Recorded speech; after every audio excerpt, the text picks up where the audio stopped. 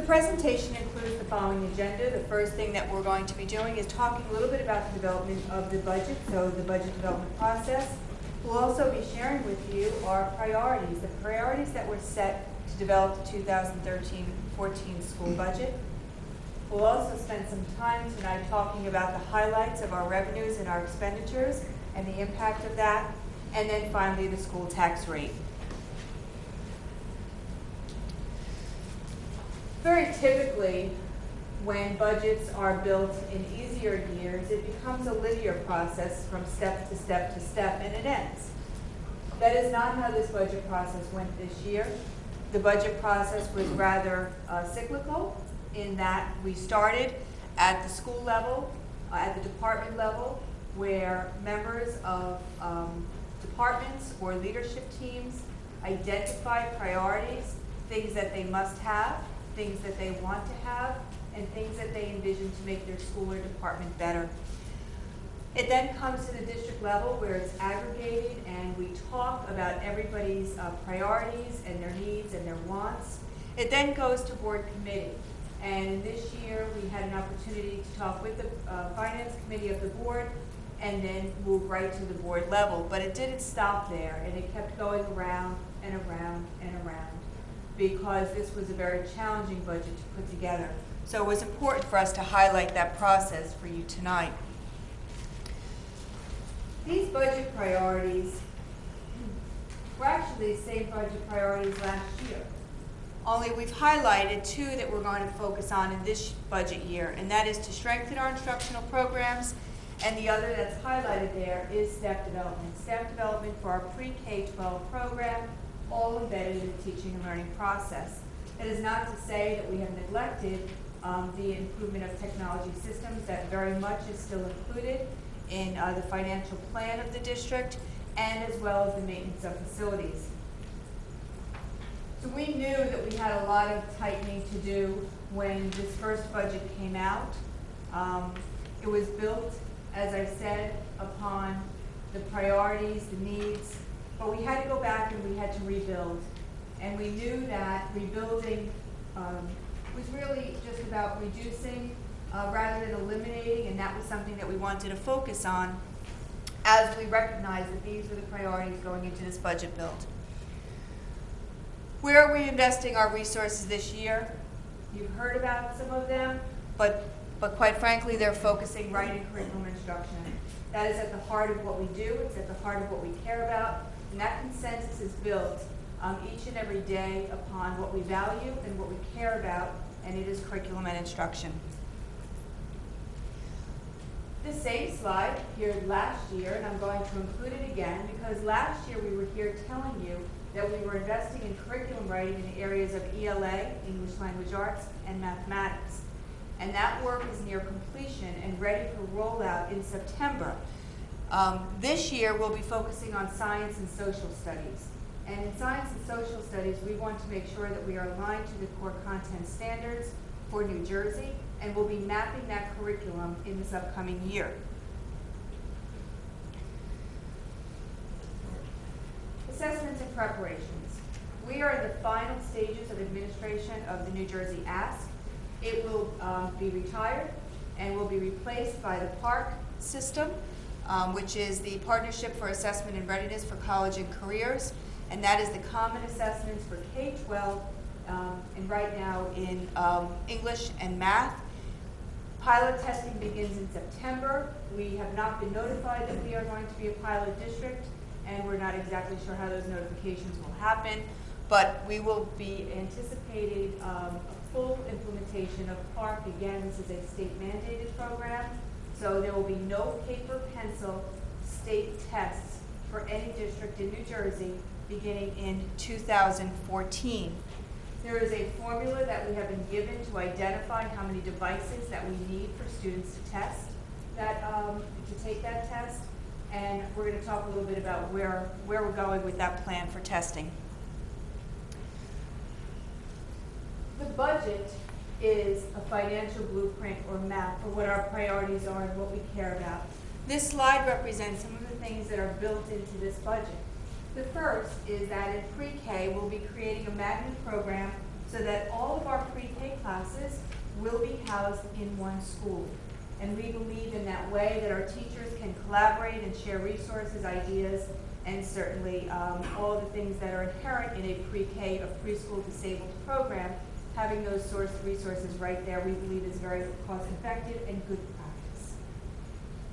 In our elementary schools, K1, 2, 3, and 4, we are implementing a full-day kindergarten program for all students, and we'll be rolling out the full implementation then of the curriculum writing that's been happening this year in ILA and math.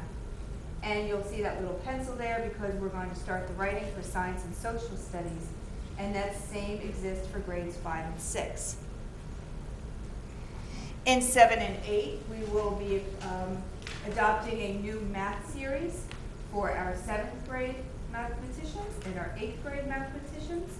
Those books are very outdated and they're no longer aligned to the New Jersey Core or the Common Core, so we'll be replacing that textbook series. And again, science and social studies. So science and social studies writing throughout in all grades in the upcoming year. In 9, 10, 11, and 12, Mr. Hanshew has set sights to plan for block scheduling in the 2014-15 school year. And that means that we'll be mapping all of those courses along with those electives this year and then into the upcoming year so that we're prepared for a full block in September of 2014. That includes not only the curriculum but also the staff development. And then finally, in the area of athletics and co-curricular, we will be planning to budget for random drug testing for our students involved in co-curricular athletics and extra activities, as well as concussion testing.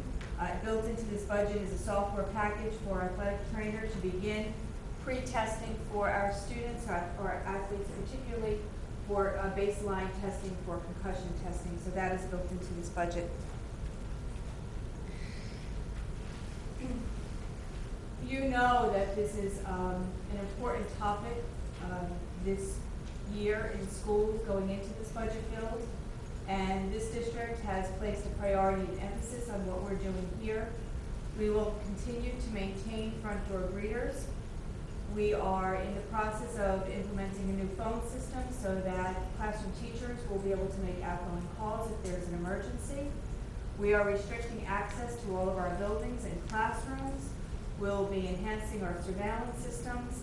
And also in September, we have a district crisis team where we'll be placing crisis resources and response kits, including flip chart 20-minute responses for every classroom beginning in September.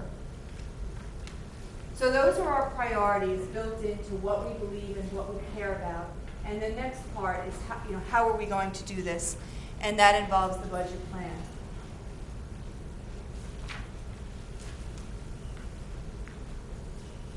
New staffing for the upcoming year are 2 kindergarten teachers and 1 full-time security officer.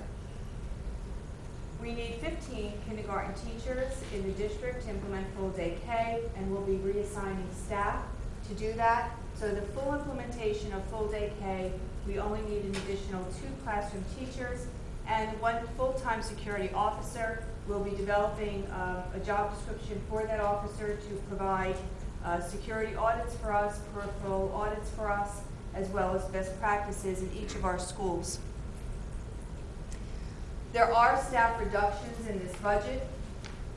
Some of them were included in the proposed, and that has changed.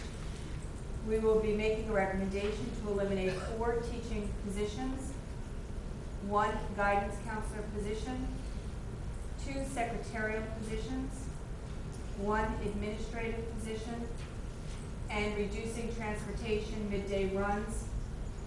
The total cost of the proposed staff reductions, including benefits, is $675,000.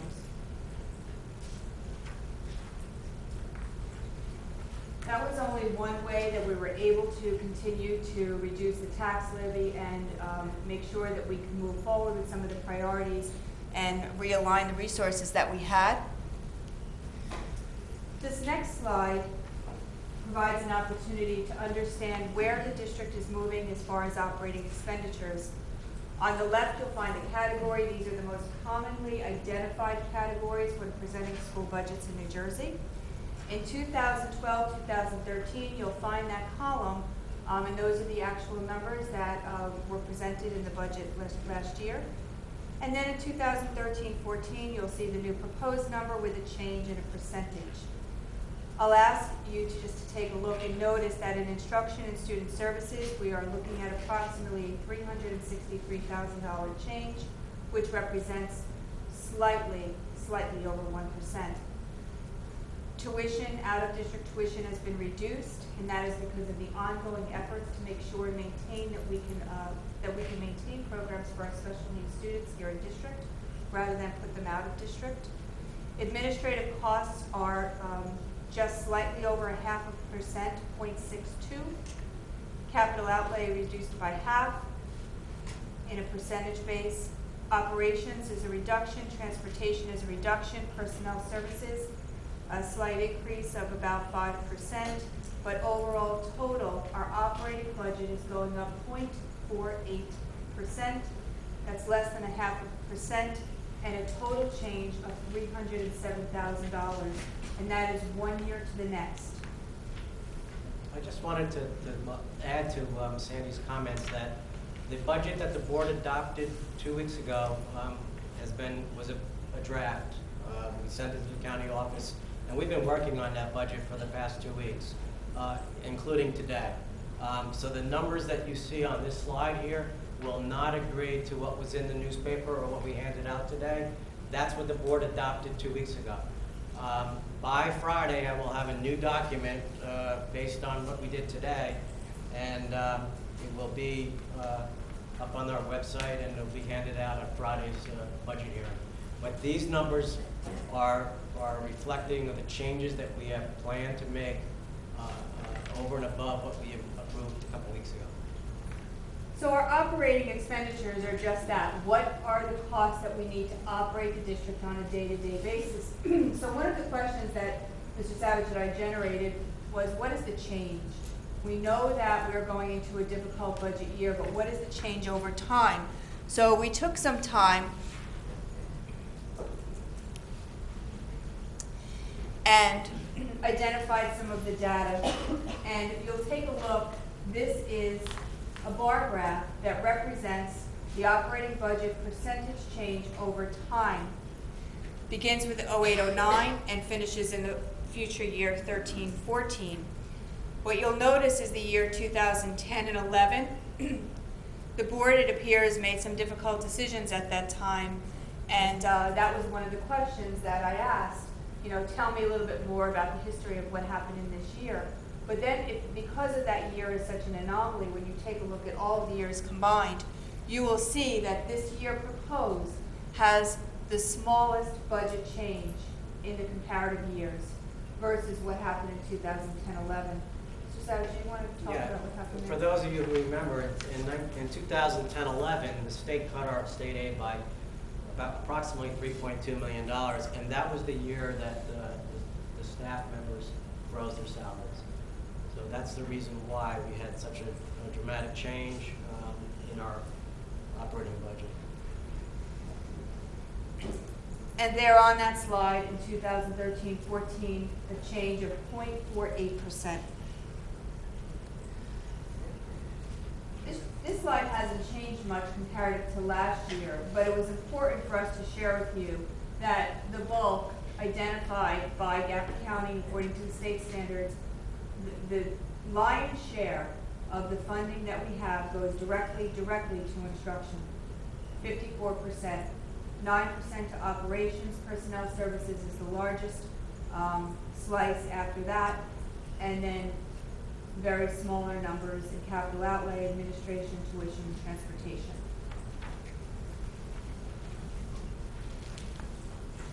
A topic that's on everyone's mind is the healthcare contributions and how much is healthcare costing the district and what's happening with healthcare.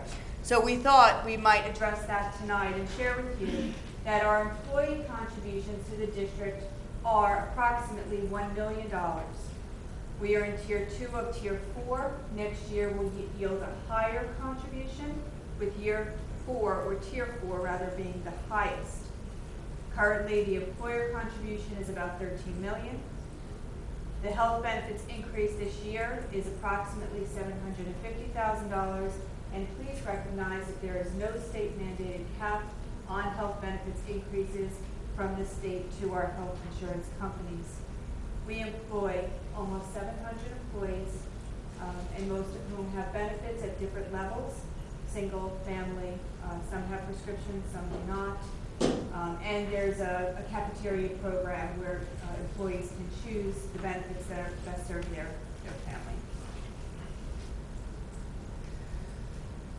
So let's talk about another area that is affecting this year's budget, and that's debt service. The district currently has 2 open bonds right now. These are principal and interest payments on additions and renovations that the district has done over time. They include the boiler at Forked River, additions to the high school, Cedar Creek, Forked River, and Lenoka Harbor, windows at Forked River and Lenoka Harbor, the solar renewable energy project, and roofs at Lenoka and Cedar Creek.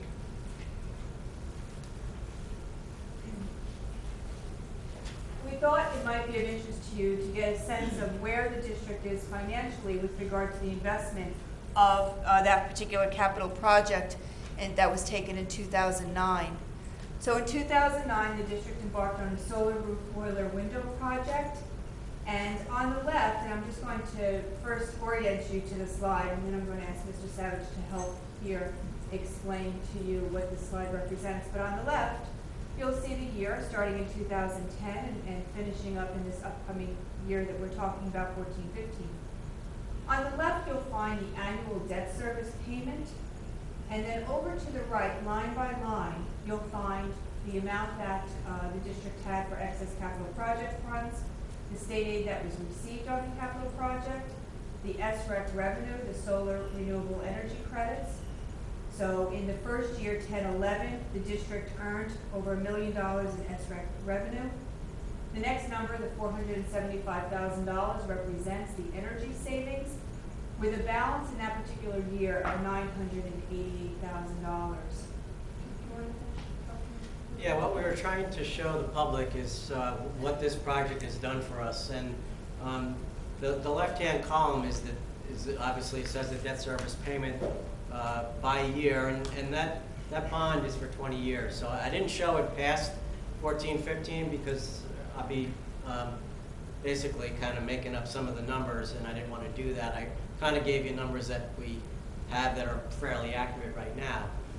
The excess capital project fund money, as most of you know, was approximately $8.2 million. And so what I did was, instead of allocating it over the first 3 years and really skewing the numbers in the balance column, I decided to take it out over the 20 years and divvy it up over a 20-year period. So that's where you're seeing $413,000, and if you multiply it by 20, it comes to around that $8 million too. The next column is the state aid, and I calculated the state aid on the bonds. Those are actual numbers that we will receive on the bond referendum. The following column are the solar renewable energy credit revenue that we've earned over the last 3 years, and what I'm estimating that we're going to earn over the next 2 years. If some of you have known, we sold the bonds 4 years ago. We got great rates on them. They were over $1 million each year, and the tax rate benefited greatly from those revenues. Unfortunately, the market is saturated, and the rates have come down. And they, at one point in time, were under $100 in SREC, although right now they're up above 100, and we do feel they're going to go up higher and never get to the numbers that we got back 4 years ago, but we do think they'll be up in maybe the $200 range. So that's that SREC column there. The next column is the energy savings that we've earned over the last few years, and I actually think that $585,000 number might even be a little higher than that, but I wanted to be cautious and put that number in there. I feel we're fine with it. I just looked at it the other day when we had a bright sunny day. 3 of the schools, the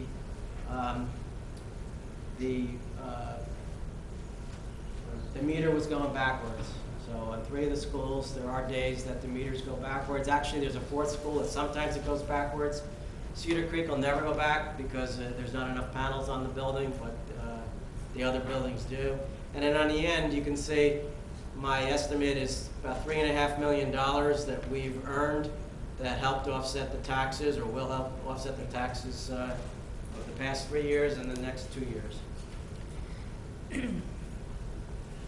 The next slide represents, just in the aggregate, what is the annual energy savings and solar revenue. So on the left, rather on the bottom, you'll see in the darker green, the revenue for 2010-11 is a little over $1 million, and the energy savings was almost $500,000, bringing it almost to $1.6 million.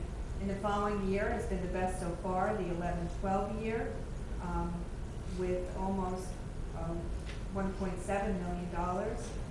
And you'll see these next 2 years are projected to be much lower, but still earning revenue and still saving energy.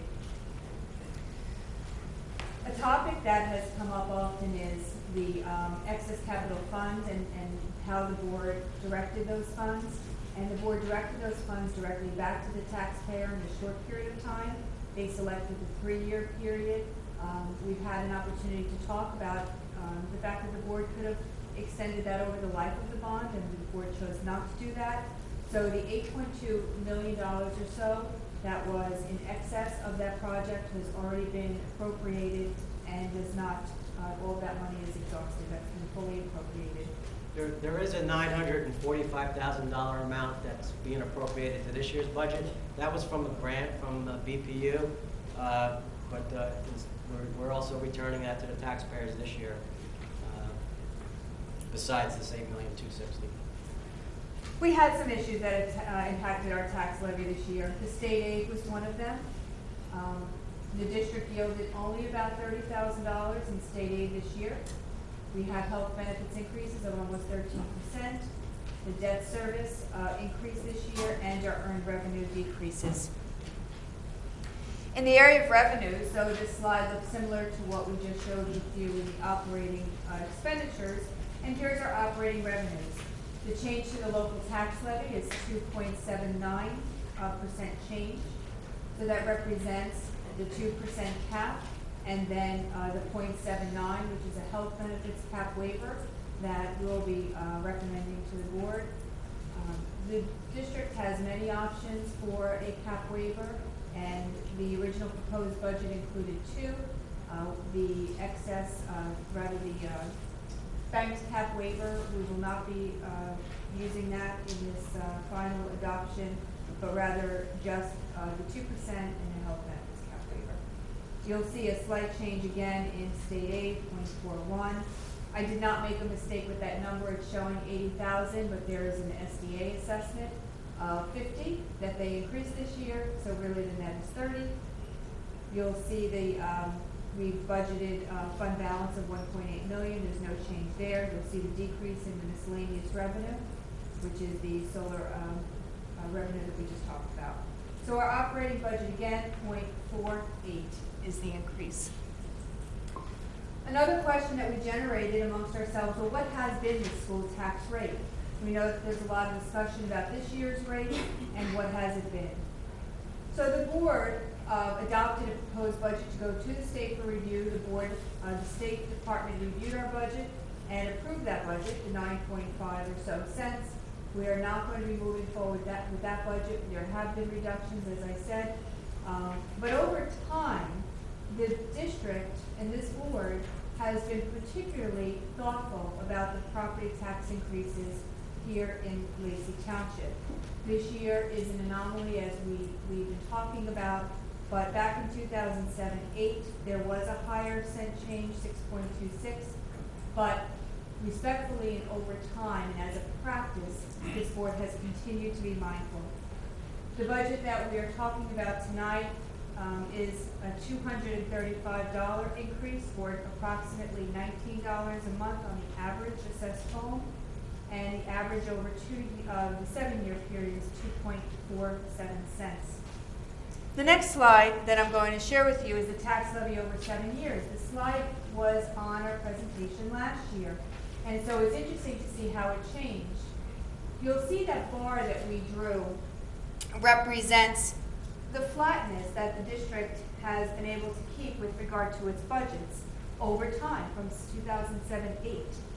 When you combine the debt service and the general fund, that's how you're getting that combination, if you will, to keep that tax rate level. This year in 13-14, with the increase in debt service evidenced in the red, and then a slight increase with the general fund, that's causing our tax levy increase this year. I'll leave that up for you, just take another minute before we move on. I wanted to mention on the taxes, of this 7.5 cents that Sandy mentioned in the last slide, 6 cents of that is coming from debt service, which is about 4.25% increase, and there's almost 2 cents in the loss of revenue from the SRECs. So in both cases, in this case, this year, the six of that cents, 6 of the 7.5% cents is something that we really didn't have any control over. The only other control we would have had was if we would have known that the SRECs were going to drop as low as they did, and or if we would have spread out the extra capital project money over a longer period of time, we possibly could have flattened that out a little bit. But the decision was made a couple of years ago to give it back to the taxpayers as soon as possible. So that's why we did it the way we did it. So in summary, we have a budget decrease of 0.6%, a decrease of $424,000, total general fund increase of about $300,000, so 0.48%. Our tax levy increase is at 2.8%, and the total tax levy increase is 7.13%. So you might be thinking, well, maybe you could have cut back more, or maybe you shouldn't have included everything that you wanted. And the next slide is going to just outline for you that that isn't the case. Things that are not in this budget, things that administrators and school leaders put in and needed, was another special education teacher, particularly in the area of speech, that is not in this budget. A special education full-time staff member, school psychologist, not in this budget. A basic skills teacher is needed at the middle school. We were not able to put that in this budget. There was a requisition and rationale made for a learning disabilities consultant teacher. That is not in this budget. We do not currently have enough computers for the one-to-one initiative for PARC and integration of SAME. We hope to address that in the next year cycle. In this budget, you will not find a teacher technology coordinator at the middle. We do have one at the high school, and that has been an unbelievable asset for that school, and we were looking to expand that. We've eliminated all summer leadership and all summer guidance programs. We've reduced significantly instructional supplies and materials, and we have a need to replace the outside spectator stands at the high school football field. That's obviously not in the budget. But we turn our frowns upside down when we think about the highlights that are in the budget, and they are: we have an early childhood program, full-day kindergarten for all. We continue to maintain quality programs with very favorable class sizes, not too low and not too high. Progress in science and social studies, which we referred to earlier. A new math adoption at, oh, I'm sorry, that should say middle school. It'll say middle school in the morning. High school block schedule for 2014-15. And then the random drug testing for all of our students at the high school that are involved in extra programs. And the professional development list comes right from the teachers. I had an opportunity to meet with them during our listening and doing sessions, and they're looking for staff development expanded in the areas of differentiation, meeting the needs of the special needs learner in the mainstream classroom and beyond, technology integration, and curriculum mapping. We recognize that you might have questions, and we hope to have the answers for you, so we're going to take our seats back on the dais, give you time to think about the presentation, and thank you for listening.